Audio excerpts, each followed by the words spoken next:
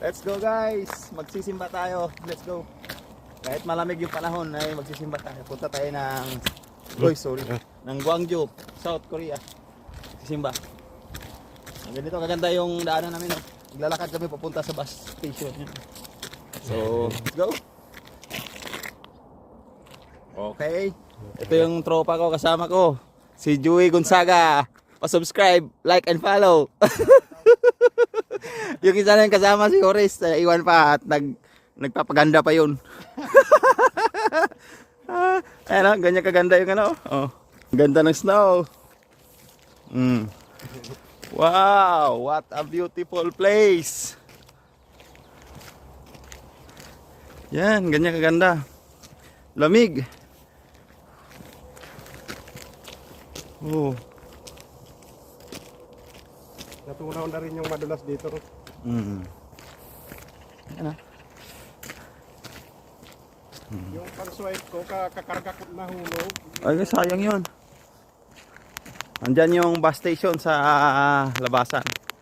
So, hindi dumadaan yung bus mismo sa aming workplace. Kaya maglakad kami ng konti bago makarating. Ganda oh. So, di ba? Masarap na, sarap sa feeling to pag bago lang. Tagal ka na dito. Ano ka rin, magsasawa ka rin sa lamig. Sa mga first timer or sa mga hindi pa nakapunta, sarap dito. Sarap sa feeling.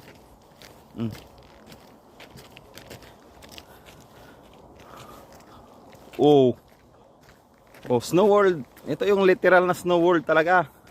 Oh, snow. Kahit yung puno, balot ng snow yung puno. Sino yung mga gusto magpasulat ng pangalan dyan? So, comment kayo. Susulat natin yung pangalan, apelyido, o anong pasulat nyo dito sa snow. Comment down below lang. Marami na tayong nasulat na sa snow ng mga pangalan noon. At yung iba nandito na.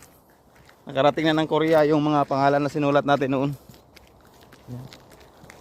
Ganda. Wow!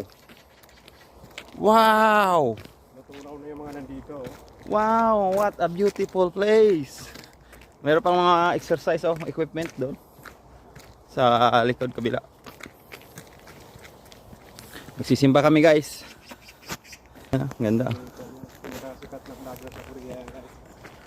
What's up? Ganda oh. Yan ano yan, vineyard yan. Yung grape farm. Yan grape farm yan. So ngayon wala pa kasi taglamig. So yan, ganda. Marami pa ring ibon kahit malamig kahit nag-snow, marami pa ring ibon.